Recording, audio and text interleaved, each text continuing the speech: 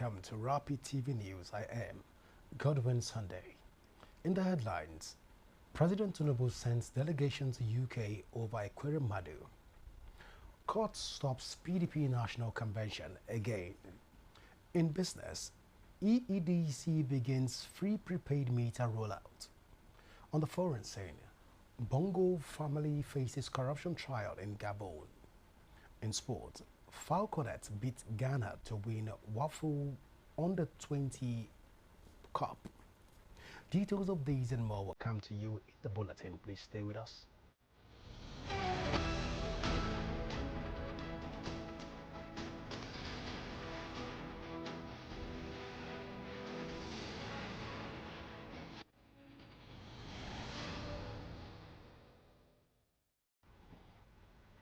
And top of our stories for tonight.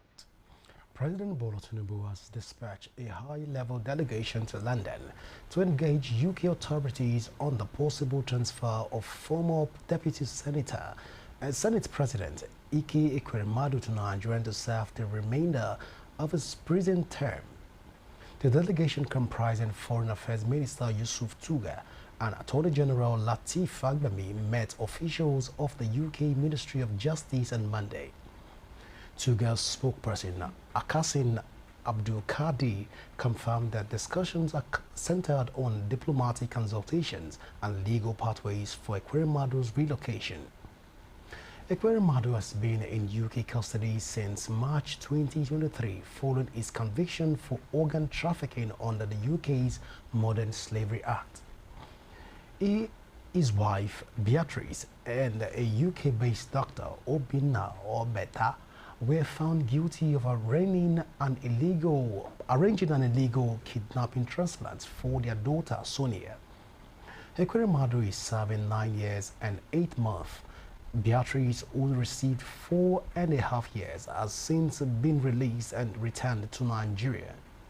The case followed the 2022 arrest of the couple after the alleged donor reported the matter to the police. Now let's move to the State House, where in another development, President Bola Tinubu has received extensive security and grassroots feedback from his community engagement special assistant across the North Central, the Northwest, and the Southeast and Southwest zones.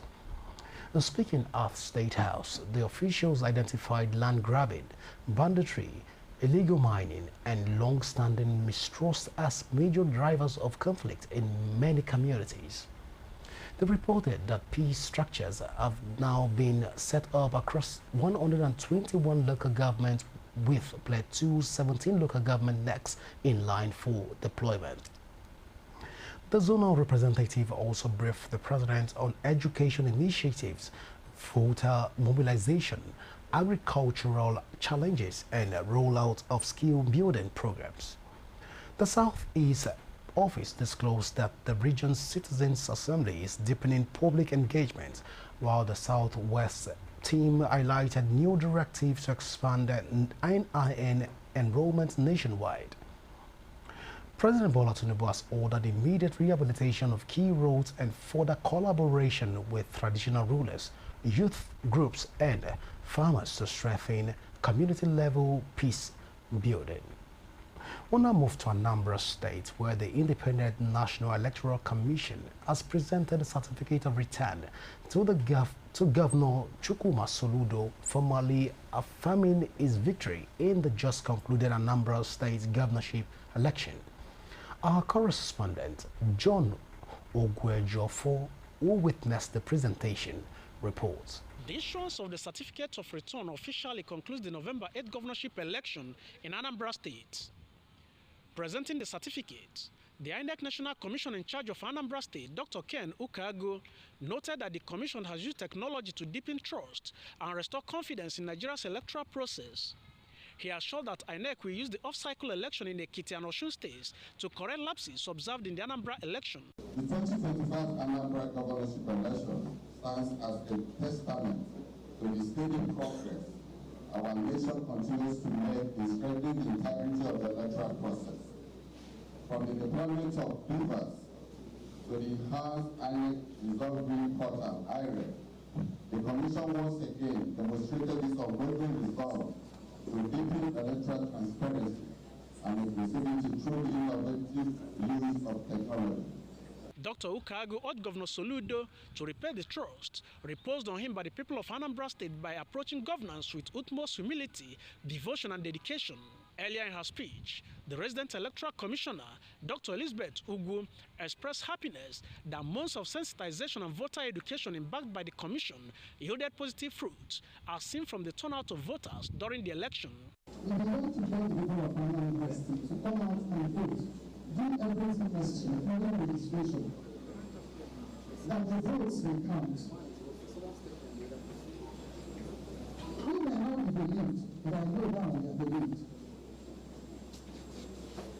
Today, we are gathered here to prove that yes, INEC prepared, INEC went to field, INEC executed. In his speech, Governor Soludo said he has already initiated a reconciliation process with the candidates that contested for the poll to ensure that all hands are on deck to build a befitting homeland for the people of Anambra State. And that's the spirit of Anambra. And I call on the others, the other candidates, if it is about service to the people, it should not be a life and death affair. There will be another day. That will be tomorrow. It went that way then 2010, and I'm not the governor today. Presentation of the certificates of return to Governor Soludo and his deputy formed the highlight of the event. In Oka, John Ogwejofo reporting for Rapid TV News. Abia State has taken a major step towards strengthening its innovation ecosystem, with the State House of Assembly officially passing the Abia Startup Bill into law. The legislation initiated by the Ministry of Science, Technology and Innovation is designed to provide structural support for young innovators, tech entrepreneurs and emerging businesses across the state. Our correspondent, Owuka Kensley, reports. In what marks another bold stride in Abia State digital transformation journey, the much anticipated Abia Startup Bill have been passed into law by the State Assembly. The development, which was announced during this week's State Executive Council meeting, presided over by Governor Alex Oti at Government House Omaya, signal a major leap towards building a vibrant digital economy capable of empowering innovation across the sector in the state. Briefing journalists after the meeting, the State Commissioner for Information, Prince Okekanu, explained that the bill sponsored by the Ministry of Science, Technology and Innovation aligned with Governor Oti's manifesto promise. By informing us that the proposed Abia Startup Bill being sponsored by the Ministry of Science, Technology and Innovation has passed the third reading and has been successfully passed into a bill. The bill is in line with Governor Alex Oti's promise in his manifesto to establish a thriving digital economy for Abia State that will stimulate statewide innovations across many sectors. He added that the next step will be for the governor to grant his assets, paving the way for creation of Abia State Digital Innovation Entrepreneurship Board and the official launch of the Abia Startup Portal. With the passage of the bill, the next important step will be for the governor to grant his assent by signing the bill into law. And with the law in place, certain necessary steps will be taken to establish the Abia State Digital Innovation and Entrepreneurship Board and the subsequent launch of the Abia Startup Portal. He announced that Abia Technology and Innovation Summit have been scheduled for December 10th to 12th, 2025 at the International Conference Center, Omaya. The upcoming Abia Technology and Innovation Summit has been fixed for the 10th to 12th of December 2025. The main thrust of the summit will involve activities surrounding the startup law and the hosting of a startup innovation challenge. The summit will hold at the International Conference Center. On the viral report about the increase in allowance for members of the National Youth Service Corps serving in the state, the Commissioner for Information clarified that the governor's gesture was genuine and inclusive. Reporting from Omaya, Onwoka Kingsley, Rapid TV News. The federal government says diplomatic discussions are underway with the United States following President Donald Trump's threat of possible military action in Nigeria. Information Minister Mohammed Idris said communications channels with Washington have been activated and that USA officials now have a better understanding of the complexity of Nigeria's security situation. He insisted that Nigeria has not lost territory to Boko Haram and emphasized that the conflict does not stem from religious persecution.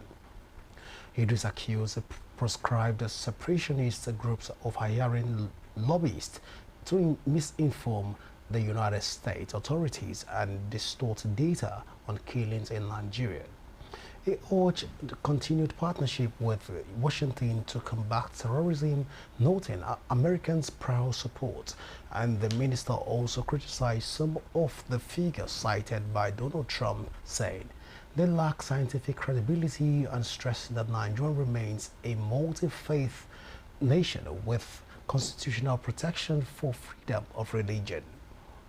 Trump's repeated threats have triggered a significant diplomatic concern in recent weeks. Well, in the coming weeks, we'll get to see how far this whole conversation will go. But in the meantime, the coalition of northern groups CNG has cautioned the United States against promoting narrative it says could inflame religious tensions in Nigeria. At a news conference in Abuja, the group also urged the federal government to take decisive action against those sponsoring and aiding widespread killings across the country. Our correspondent, Godwin Amunde, reports. The situation in Nigeria is complex, with terrorism and insurgency affecting people of all faiths. Boko Haram and ISWAP have targeted both Christians and Muslims, making it challenging to attribute killings solely to religious affiliations. Over 50,000 civilians have been killed since 2009, with Christians, Muslims, and traditional worshippers suffering fatalities. However, many are of the view that Christian communities are the worst hit. The U.S. previously labeled Nigeria a country of particular interest due to concerns about Christian persecution, but Nigeria's government rejects this label, citing faulty data and misrepresentation of the country's security challenges. Addressing this news conference, the coalition of northern groups CNG warns that claims of Christian genocide by the U.S. government could spark religious war and urges the U.S. government to assert control over its narrative and territory to prevent chaos. Because we believe that nobody is doubting that there are killings in not only northern Nigeria, in the country at large. And nobody is doubting that we are all worried about the situation of security in this country. But had it been Trump addressed that the mass killing in Nigeria, the killings in Nigerians are much, and I am coming to fish out the criminals, who would have loved to celebrate him and even chant that Trump is the hero. But by quoting the word Christian, he can easily manipulate the minds of others, seeing that the religion is one-sided, where the fight is one-sided. And in as much as the little fragile peace we are enjoying in this country, if we are going to combat it to a religious war, that means Nigeria will slide into something again. That's our concern. A former Nigerian Navy Commodore Kunle Olawumi said that the government knows the sponsors of Boko Haram. Olawumi, during an interview on Channels Television, said he had interrogated and found a high-ranking member of former President Muhammadu Buhari's government capable of involvement with Boko Haram in 2007 and 2008. The former Navy Commodore stated that the Nigerian government was not ready to fight insurgency, because it had failed to prosecute the arrested 400 persons suspected to be sponsors of Boko Haram. Concerns were therefore raised by journalists why it has become almost impossible for the federal government to prosecute sponsors of terrorism in Nigeria. The CNG maintains its position on this matter. And about the sponsors of whatever it is, we have been calling the government, times without numbers, that the government must deal with everybody, either directly or indirectly, found that he has hands in this situation. We have been calling that even those people that are aiding them, not even talk of sponsoring, that are aiding them, even people that are giving them the opportunities even to where to sleep, where to have medical access, access to medicine, access to whatever it is, they should be dealt with decisively. So we still repeat our call that the government should fish out all those people that are behind the killings in this country, deal with them squarely, and let them show the evidence to other Nigerians that whoever is doing this or whoever undermines the sovereignty or the security of this country will never go free. National coordinator of the group, Comrade Jamilu Aliyu Charanchi, warns that if Nigeria fails to assert control over its narrative and territory, that the country risks sliding into chaos that will engulf not only the nation, but the entire Sahel region. Abuja, Kadri Namunde, Rapid Television News. A federal high court in Abuja has once again stopped the People's Democratic Party, PDP, from holding its national convention earlier scheduled for November 15th and 16th in Ibadan, the Oyo State capital. Justice Peter Lifo also barred INEC from supervising, monitoring, or recognizing any outcome from the planned exercise. The order followed a suit filed by former Jigawa State Governor Sule Lamido, who said he was denied the chance to purchase the chairmanship nomination form. The judge ruled that the People's Democratic Party failed to comply with constitutional and procedural requirements for organizing such conventions. Justice Lifo held that Lamido would suffer greater harm if excluded from the process, stressing that due process must be strictly followed to protect democracy. He noted that the party did not publish required notices for members and warned that judicial abdication would lead to anarchy. In its final ruling, the court restrained the People's Democratic Party from holding the convention in Ibadan, the Oyo State capital, or anywhere else, and stopped INEC from recognizing any convention conducted in defiance of the order. Well, former Governor Saraki Dixon and Rotimi Amechi says Nigerians' democracy faces serious danger from electoral fraud, political manipulation, and rising voter apathy as the 2027 general elections draw closer. Speaking at the 5th anniversary lecture of First Daily newspaper in Abuja, Dixon said election rigging is the worst scope, arguing that falsifying results violates the sovereignty of the people. Amechi echoed the concern, saying no incumbent governor has ever delivered true electoral reforms, and accusing both ruling and opposition parties of perpetuating a cycle of failed reforms. Meanwhile, keynote speaker Sam Amadi criticized the tight link between political and election management, warning that elections will remain fragile without independent oversight. Publishers Daniel Martin added that Nigerians' leadership failures stem largely from flawed electoral processes. And let's now take you to national policies, where a new report by the European Union Agency for Asylum says more than 100,000 police officers in Nigeria are deployed to protect VIPs instead of serving the general public. The report released in November estimates the Nigerian police force strength at 800,000 officers, serving a population of 236 million, leaving major policing gaps nationwide.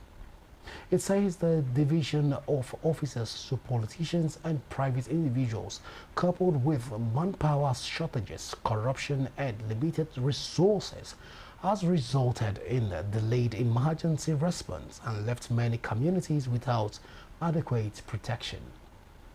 The EU agency also highlighted widespread misconduct, including arbitrary arrests, extortion, and excessive use of force, citing weak accountability structures.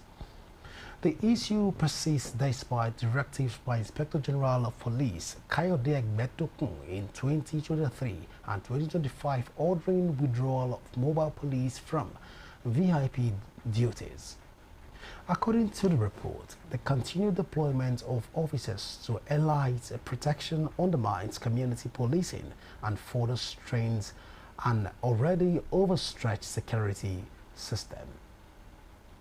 We'll now take you to Lagos State, where Lagos State has asked the Supreme Court to permit contempt proceedings against the National Assembly for continued work on the Central Gaming Bill, despite the 2024 judgment declaring federal legislation on gaming unconstitutional.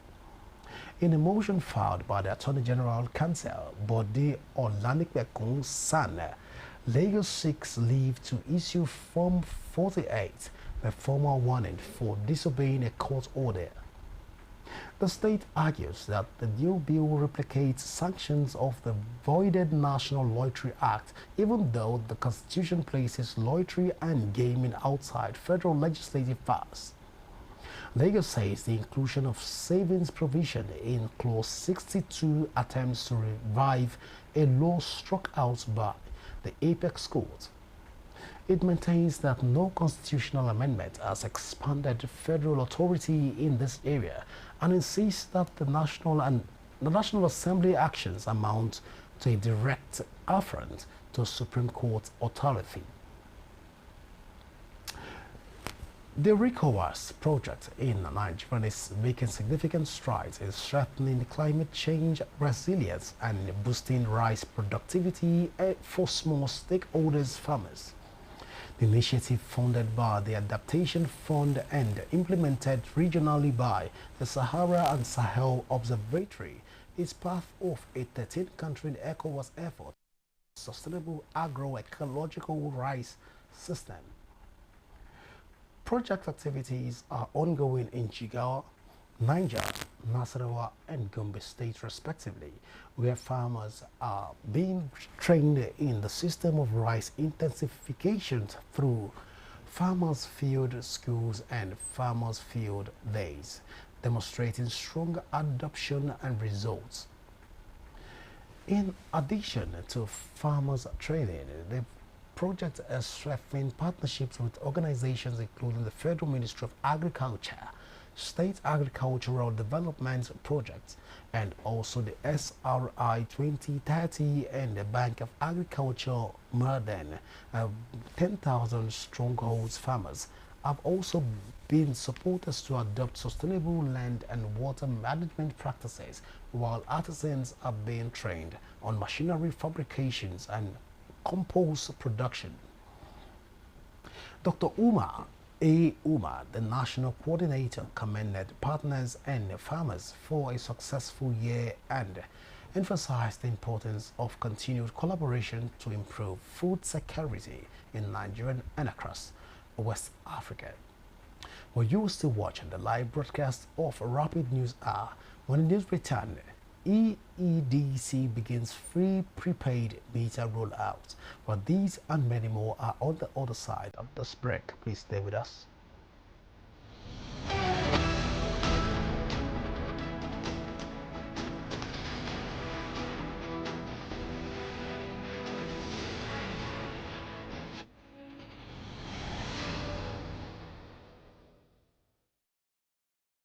This is Rapid Broadcasting Network, RBN. We connect people, power stories, and amplify voices. On Rapid TV, we're rooted in culture and your window to the stories that matter. From news to lifestyle, we inform, entertain, and uplift. Join Rapid TV on Star Times Channel 176. Nightcom Sat.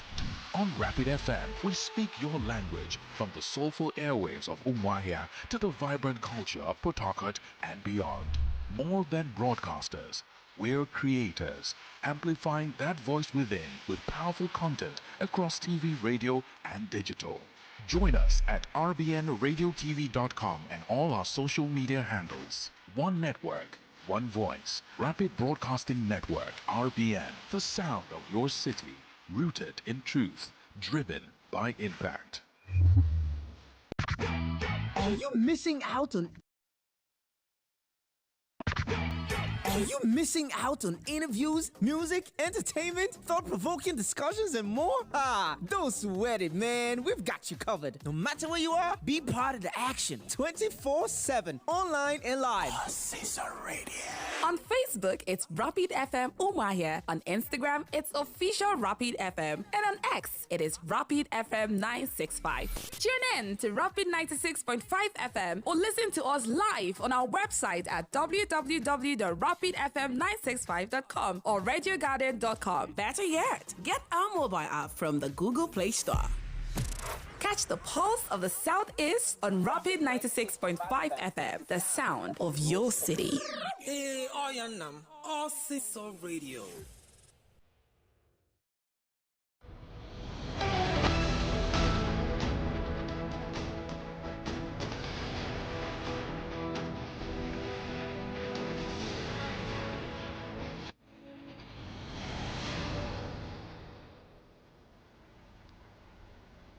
Welcome back now to the world of business.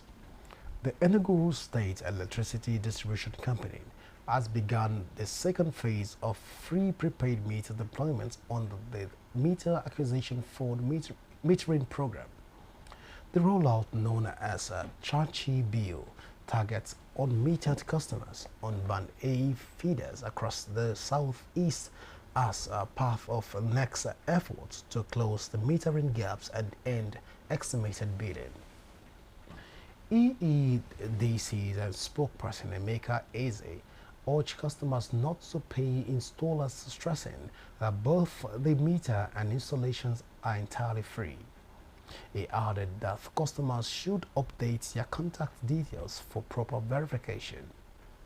Eze said 13,335 customers with benefits in this phase, which follows completion of Tranche A earlier in the year, where over 13,600 Band A customers were metered.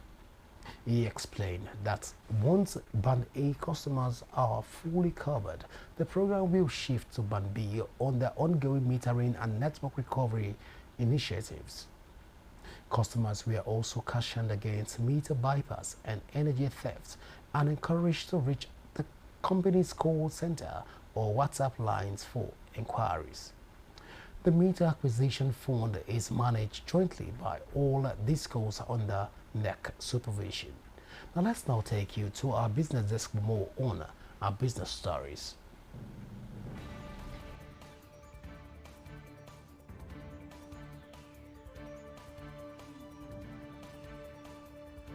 This is your business update. The federal government set sight on a major overhaul of Nigeria's oil assets. Banks post massive interest income gains and Asian markets wobble as global risk sentiment weakens. The presidency says it is considering a restructuring of asset ownership in the Nigerian National Petroleum Company Limited, following concerns over what it calls the firm's weak production performance. Special advisor to the president on energy, Olu Vehayan, speaking at the Nigerian Association of Petroleum Explorationists conference in Lagos, questioned NNPC's capacity to deliver growth, noting that its E&P unit produces only about 220,000 barrels per day, less than 10% of national output. She warned that without the financial muscle or technical debt to fund large drilling campaigns, NNPCL alone cannot meet the administration's push for 3 million barrels per day. According to Vehayan, Nigeria must invite operators capable of delivering measurable performance, stressing that sustainable revitalization of the sector requires performance-based stewardship, not sentiment. Meanwhile, away from the energy sector, Nigeria's biggest banks are reporting strong earnings as interest rates remain elevated. Nigeria's top 9 banks generated 14.72 trillion naira in interest income in the first 9 months of 2025, driven by high interest environment. Financial statement filed with the Nigerian Exchange shows a 27.7% increase from last year, with Access Holdings, Zenith Bank, First Head Holdco, and EcoBank leading the pack above the 2 trillion naira threshold each. Zenith Bank and First Holdco recorded the strongest growth momentum, expanding year-on-year interest income by 40%. Zenith posted the biggest absolute jump, adding nearly 794 billion naira, followed closely by First Holdco's 659 billion naira, reinforcing the dominance of the sector's largest institution. On the global front, sentiments in Asian markets remain mixed as investors reassess risks around tech stocks and currency pressures. Asian markets traded cautiously on Tuesday as earlier relief over a likely end to the U.S. government shutdown faded, and renewed concerns emerged about stretched valuations in the technology sector. While gold and the Nasdaq extended recent gains, U.S. futures slipped marginally, and Japan's Nikkei fell 0.5%, dragged down by semiconductor stocks. The South Korean won also tumbled sharply as both foreign and local investors exited tech-heavy positions, leaving the Kospi flat after morning gains. Markets in Hong Kong and mainland China were down around 0.5%, with analysts warning that investor sentiments remain fragile amid fears of an overheated AI-driven rally. And that's the business update. For more market, finance, and economic headlines, join us again tomorrow. I am Divine Alex. Now the Rapid TV News Hour continues.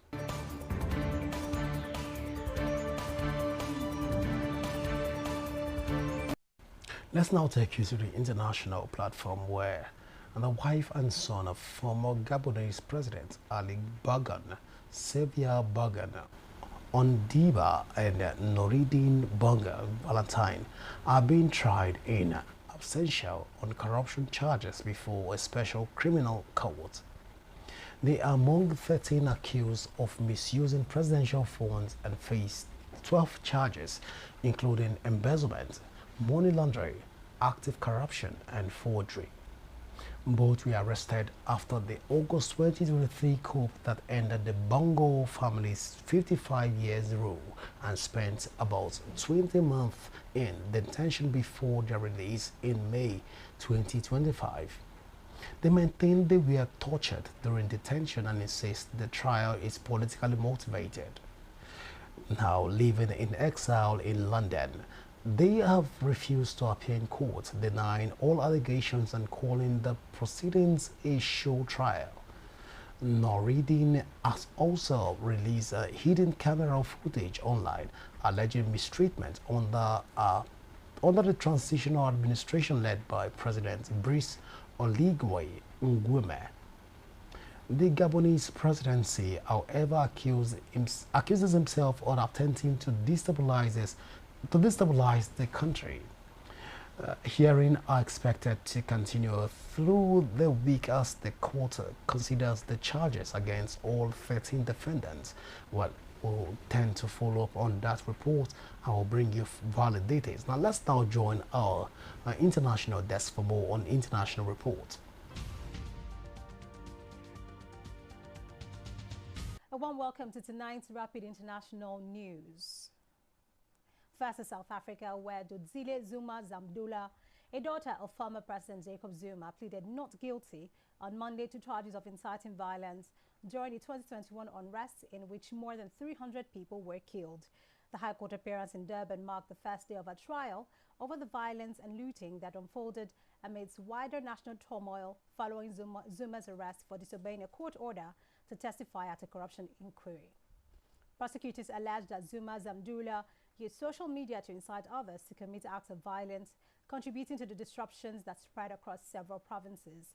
The protests and ensuing looting intensified after the initial events in July 2021, when Zuma was taken into custody and was accompanied by property damage and displacement for many residents. Estimates place the financial damage from the riots at about 50 billion rand. Jacob Zuma, who led the country from 2009 to 2018 and remains a prominent figure with a devoted following, attended the Durban hearing to support his daughter and sat alongside members of his political party, Umkhonto Wezigwe MK. The MK party has been cited as a factor in the political dynamics surrounding the most recent national elections. And now to India, where 8 people were killed on Monday evening after a car exploded near the Red Fort landmark in Delhi, police have said. Local authorities reported that the blast occurred at 1852 local time when a slow-moving vehicle halted at a traffic light and subsequently detonated. Delhi's police commissioner said investigators were examining multiple angles as they sought to establish the cause of the explosion. Indian Home Minister Amit Shah chaired a high-level security review meeting on Tuesday morning with senior officials to assess the incident and coordinate a response. Shah and other government officials indicated they were exploring all possibilities as part of the inquiry, though no definitive motive or type of device had been confirmed publicly at the time of reporting. Following the blast, the 17th century Red Fort, a major tourist site located near a busy trading hub, was closed for 3 days. Traffic restrictions were also imposed in the surrounding area to facilitate the investigation and security checks. Authorities emphasized that investigations were ongoing and that no official confirmation had yet been issued regarding the blast's exact cause or origin. And finally to Lebanon, where Hannibal Gaddafi, the youngest son of the late Libyan leader Muammar Gaddafi, has been released after nearly a decade in detention without trial. Lebanese authorities seized him in 2015, accusing him of concealing information about the fate of Musa al-Sadr, a Lebanese Shia cleric who disappeared in Libya in 1978 when Gaddafi was a toddler. Human rights group had criticized the detention as being unjust and without due process. Gaddafi's lawyer indicated that a bail payment of $900,000 had been lodged for allowing his client's release. Laurent Bayon, his legal representative, described the outcome as the end of a nightmare for him that lasted 10 years. Reports indicated that an $11 million bail set previously for his release had been reduced following an appeal by the defense team. And Bayon stated that Gaddafi would depart Lebanon for a confidential destination. Bayon argued that prolonged detention without a transparent judicial process reflected weaknesses in Lebanon's justice system. Gaddafi's movements following release were not disclosed, though it was noted he could be accompanied by his wife, Ain Skaf. The case had long intersected with complex regional tensions surrounding the al-Sadr disappearance and Lebanon-Libya relations. Thanks for watching. Have a peaceful evening. I am Faith Dafa Joseph. Rapid TV News continues. Well, up next is entertainment news. Please, let's join our entertainment desk right now for more on the news.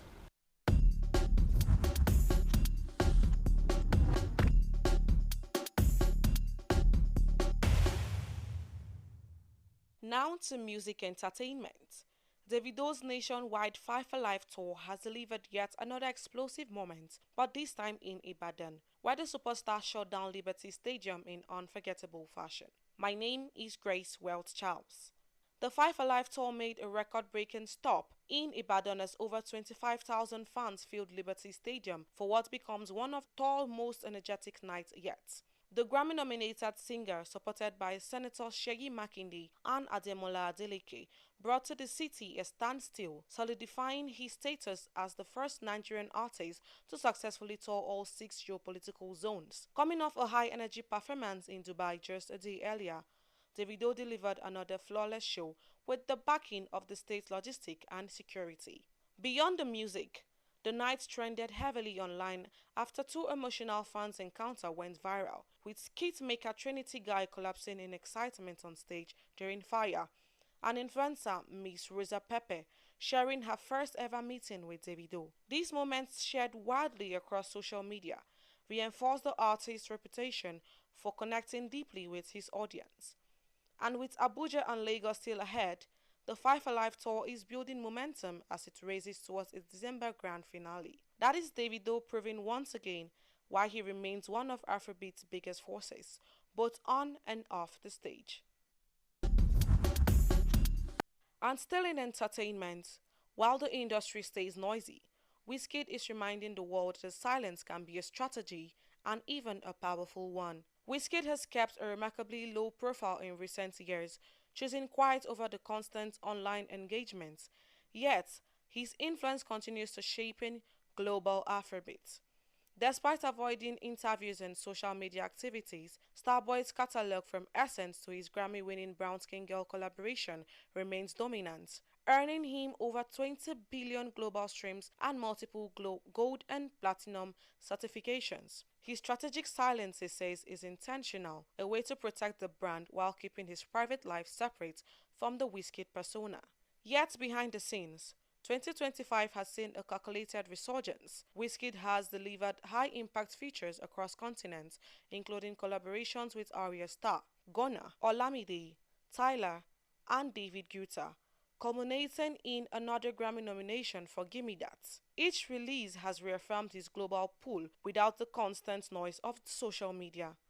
And as the industry chases visibility, Wizkid continues to show that true power sometimes lies not in being loud, but in showing up only when it matters. Wizkid is proving that once again, when the music speaks, silence becomes its own kind of presence. And that is a wrap on the entertainment segment tonight. My name is Grace Welch Charles. We'll bring you back to the news.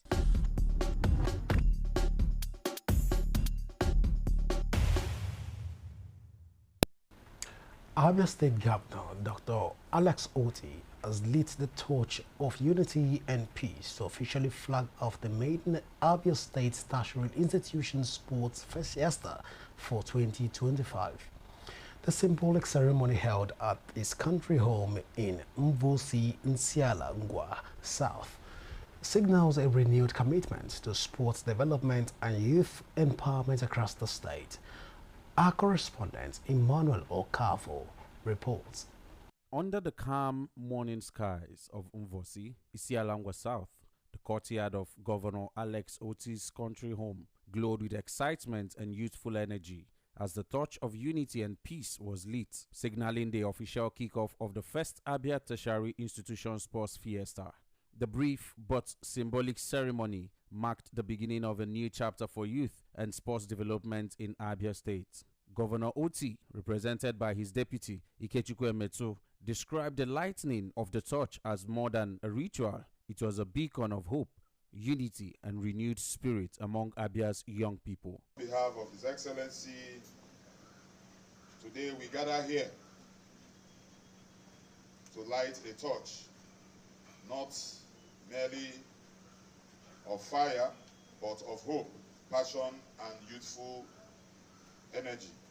As I stand here on behalf of the visionary governor, His Excellency Dr. Alex Choma Oti OFR, the governor revealed that the games, slated for November 25th to 29th, 2025, would feature 23 sporting events across 38 tertiary institutions, both public and private, spanning the length and breadth of the state. I feel the warmth of a new beginning of our students in our dear state.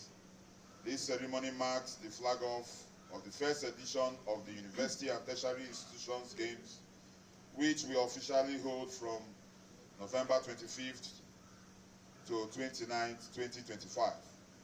As the torch travels through the 38 participating institutions in the state, both state and private owned, it will carry with us the message of unity, discipline, and excellence that defines Abia's spirit. In her remarks, the Commissioner for Tertiary Education, Uche Emeuche, described the event as a product of collaboration between the Ministry of Tertiary Education and Ministry of Youth and Sports Development. The Abia State Tertiary Education Sports Fiesta. There's nobody who's left behind. Also speaking, the Commissioner for Youth and Sports Development, Nwobilo Ananaba, praised the governor's vision for grassroots sports development, saying it reflects a long-term plan to identify and nurture talents from the foundational levels of education. It is important that we recognize the fact that grassroots competition is part of His Excellency's agenda. He asks us to start from secondary school, primary school, to identify talent and develop them. Now he has extended it now to the tertiary education.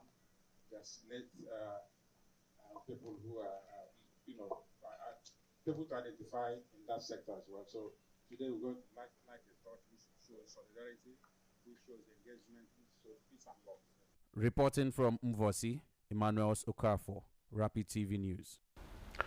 Nigeria's Falconets have won the 2025 WAFO B Under 20 Girls Cup against after defeating Ghana 3-0 in Benin Republic.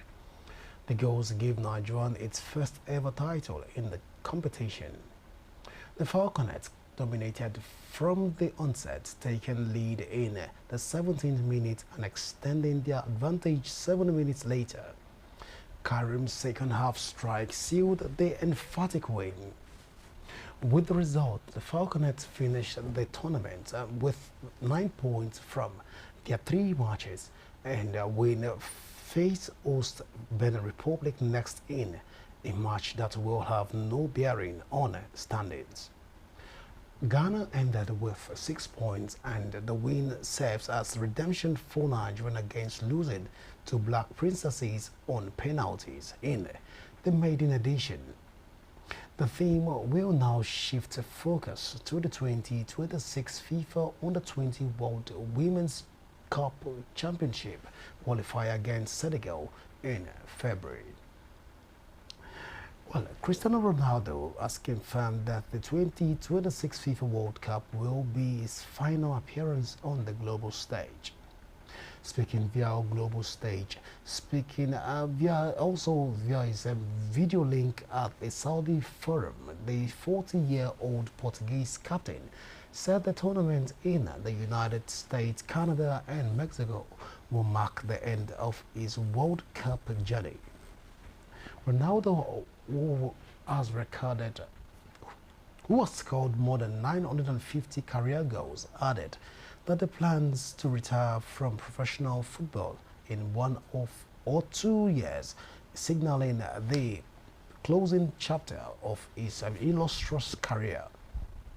The 5-time Ballon d'Or winner is aiming for a record 6 World Cup appearances, though Portugal must still secure qualifications, something they can achieve with a win over Ireland on Thursday. Ronaldo joined Al Nassr in 2023 after leaving Manchester United, becoming one of several global stars drawn to the Saudi Pro League.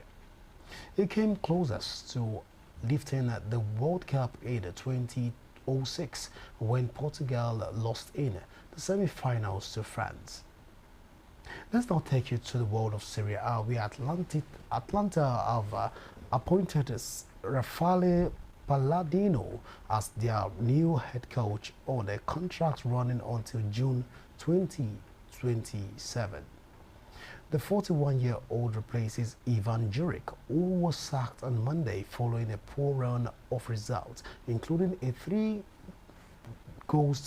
loss from Fiorentina, where he earned praises for an attacking style of play and strong youth development despite a turbulent end to his tenure. Atlanta CEO Luca Pacassi expressed confidence in the new coach philosophy as the club looks to build on its strong domestic and European performances in recent sections. Palladino's immediate task will be to stabilize the squad and stay Ladia, though the ongoing Serie A campaign and their European commitment. His arrival marks the start of a new chapter for the Bagano-based club. Well, let's now go to betting scandal, where the Turkish Football Federation has suspended 1,024 players across its professional leagues as part of a sweeping investigation into illegal betting activities. 27 players from Turkey top flight are among those referred to the Professional Football Disciplinary Board. The scandal has forced the postponement of all matches in the 3rd and 4th division for 2 weeks, while top-tier fixture will continue. The TFF has also requested an extension of the winter transfer window from FIFA to allow clubs address squad shortages. The probe also widened to include referees and club officials after authorities uncovered hundreds of betting accounts linked to match officials. Local media says 8 individuals, including a club chairman, have been arrested. Turkish prosecutors have issued detention order for 21 suspects in connection with alleged match fixing and illegal betting. The TFF president earlier revealed that more than 150 referees had participated in betting activities in violation of national and international football authorities. Well, in the spirit of sportsmanship is making the way into the workplace, as organizers of the Corporate Stars League have hosted a pre-tournament event aimed at highlighting the benefits of support and also in promoting teamwork, productivity, and employee well-being. The pre-tournament event brought together representatives from leading cooperative organizations, coaches, and sports enthusiasts. Organizers stress that participating in structured sport activities not only improves physical fitness but also fosters collaboration, healthy competition, and stress relief among employees. From football drills to interactive sections on workplace wellness, the event emphasized how sport can serve as a catalyst for stronger professional relationships and enhanced team performance. Organizers also shared plans for the upcoming tournament, encouraging companies to leverage sport as a platform for talent networking and corporate engagement. And we say thank you to Almighty God for giving us the opportunity to bring together top quality offices in Nigeria to imbibe culture in sports. And in the next 3 to 5 years, we are hopeful and optimistic that there will be a regular, playback mode for accepting organization staff, accepting people to work in offices to be very, very healthy, so that they can become more productive at work, and also to the nation at large, thereby increasing to the GDP of our country. Try to create something that will bond us together, that will give us more fitness and enjoy ourselves also. So inside that Corporate Stars League last season, we enjoy a lot by playing with our friends from other agencies. We made friends, we made a relationship with other agencies like Norimbeja. They are our co-partners because we as PENCOM, we are the regulators of the oil pension industries in Nigeria. So meeting people like people from Norimbeja and NSIA with MTN also is a great experience. Okay, well, football is something that brings people together, build connection, keep them fit, the bonding that football brought. That's what we look at, and that's why we are participating in this. So we're looking at that, and as a bank that is concerned about the welfare and the fitness of its staff, our staff that they find in football interesting, I'm sure will leverage this opportunity. That's why we also participate. Another reason. With the Corporate Star League set to kick off this Saturday, companies are gearing up to embrace the power of sports, turning friendly competition into tools for workplace growth and employees' well-being. Now, to end the news, here is a quick recap of our top stories. President Bola Tinubu delegations to UK.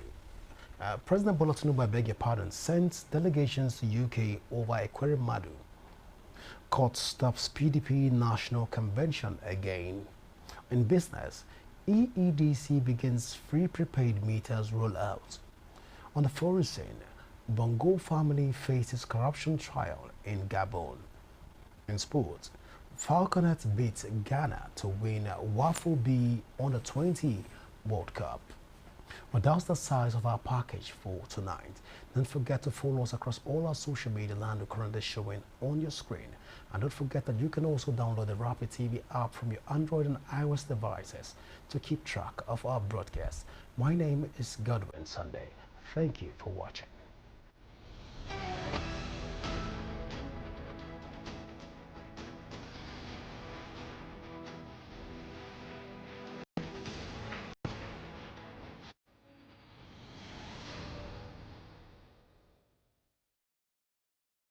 This is Rapid Broadcasting Network, RBN. We connect people, power stories, and amplify voices. On Rapid TV, we're rooted in culture and your window to the stories that matter. From news to lifestyle, we inform, entertain, and uplift.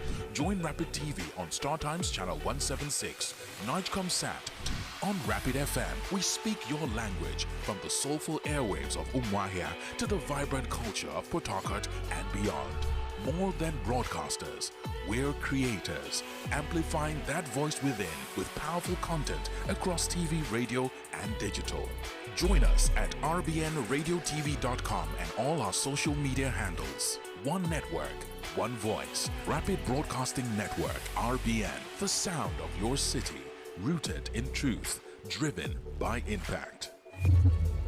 My name is Akio Sakido. Hey guys, this is Anto Lecky. My name is Leo Bliss. My name is Akava. I go by the name Baba D. And you're tuned into Rapid TV. I love Rapid TV. Shout out Rapid TV. Thank you, Rapid TV. Please keep watching Rapid TV. This is Rapid TV. Rapid TV. Keep watching. Keep it down. Leave it like that.